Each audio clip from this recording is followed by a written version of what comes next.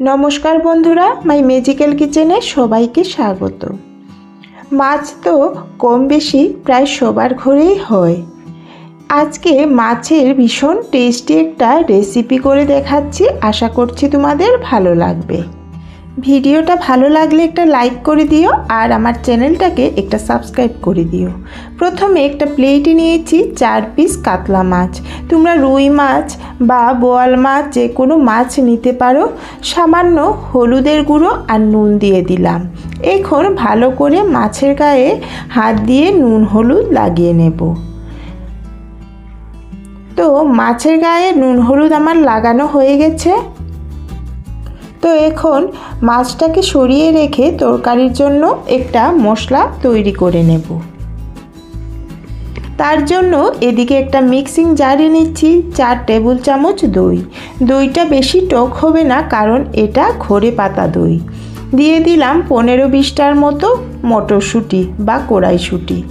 মটরশুঁটি তোমরা স্কিপ করতে পারো, তবে এটা দিলে তরকারিটা একটু ঘন হবে আর কালারটা সুন্দর আসবে। 5-6টা কাঁচা লঙ্কা দিয়ে দিলাম আর ধনে পাতার ডাঁটা আমি দেইনি, একটু তেতো হতে পারে, তোমরা চাইলে দিতে পারো। এখন সব কিছু একসাথে ব্লেন্ড করে নেব। তো ব্লেন্ড করার পর এরকম একটা গ্রিন কালারের পেস্ট তৈরি হয়েছে। এদিকে তেল ভালোভাবে গরম করে মাছগুলো আমি তেলে দিয়ে দিয়েছি। এখন মিডিয়াম আঁচে মাছগুলোকে ভেজে নেব। একটু লাল মতো করে ভাজতে হবে। মাছগুলো একটু শক্ত হলে পাল্টে অন্য সাইড ভাজবো। আস্তে আস্তে করে সব মাছ পাল্টে দিয়ে দিলাম। এখন মাছ আমার প্রায় ভাজা হয়ে গেছে। তুলে একটা পাত্রে রেখে দিচ্ছি।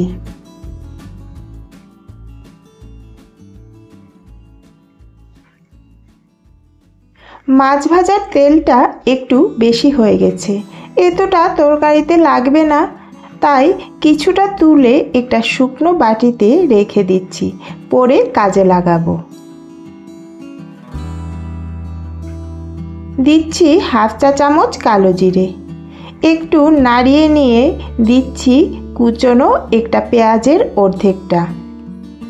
এখন পেঁয়াজটাকে একটু লাল মতো করে ভেজে নেব লো ফ্লেমে। তো পেঁয়াজটা ভাজা হয়ে গেছে। দিচ্ছি খুব সামান্য হলুদ গুঁড়ো। হলুদের গুঁড়ো বেশি দেওয়া যাবে না, কারণ তরকারির কালারটা নষ্ট হয়ে যাবে। 1 চা চামচ জিরে গুঁড়ো, 1/2 চা চামচ লাল লঙ্কা গুঁড়ো। এখন 30 সেকেন্ডের মতো মশলাটাকে ভেজে নেব।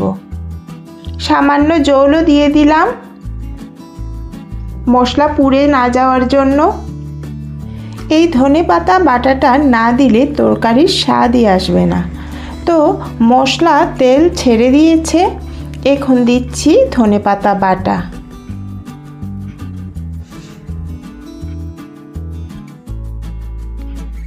তো দিয়ে দিলাম ধনেপাতা বাটা।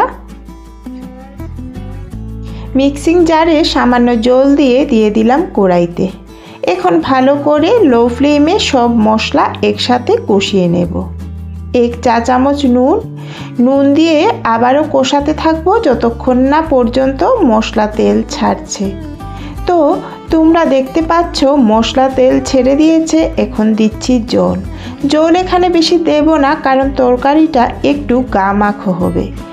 ভেজে রাখা মাছগুলো দিয়ে দিলাম।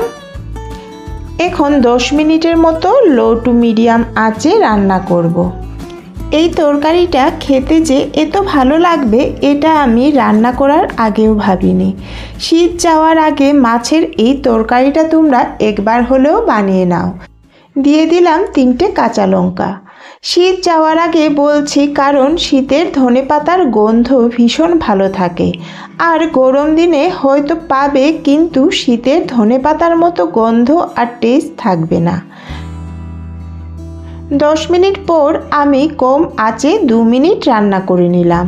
এখন গ্যাসের ফ্লেম অফ করে 2 মিনিটের মতো ঢাকা দিয়ে রেখে দিলাম। এতে তরকারিটা সেট হয়ে যাবে। তো এখন রান্নাটা একদম কমপ্লিট।